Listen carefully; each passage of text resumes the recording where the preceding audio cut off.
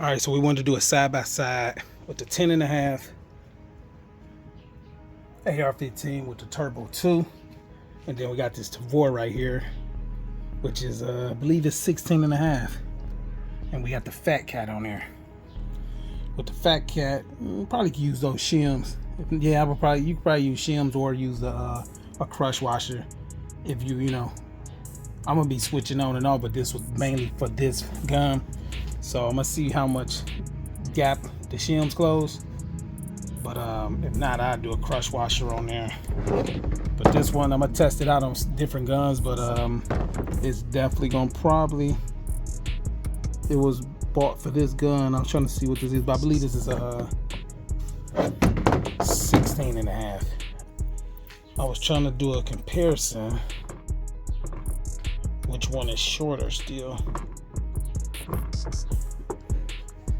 Do it side by side with the compact can, and you know, just the overall. So with this can be pulled in more, so that can be smaller.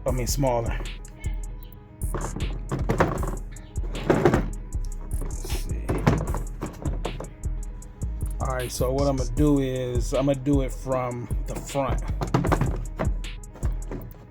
Measure them from the front where the can is ending at, and to the back.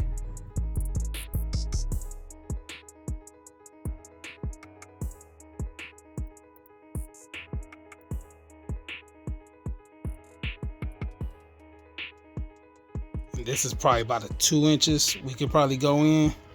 So we could close that about there. So that'll end about right here. Yeah, so that'll end about right here. So the plus about the Tavor is you got the 16-inch barrel. You're gonna get the most feet per second out of the 5.56 round. So that's gonna be the plus on there. You're gonna lose some velocity on the 10.5. I checked the online, and it said that this can go down to a 10-inch barrel, and I think it said 139 decibels for the Fat Cat, and I think this one is either one. It's close. So I believe they're about the same. I'm gonna insert the screenshot of that in the video.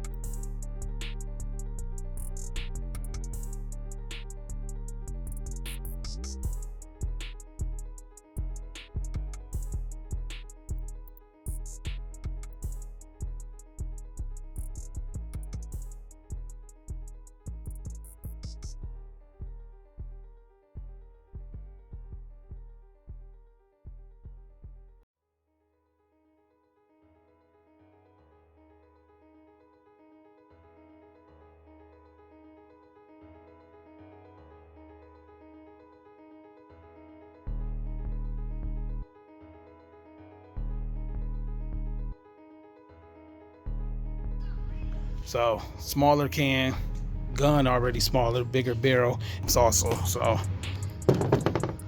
this one, out of all the bullet pumps I got, this one is the closest I feel like to an AR-15. You got the fire safety right here, mag release here, bolt release here, charger handle on the other side. But that's why I like 10.5. 10.5, I feel like it's a good size for close quarter combat.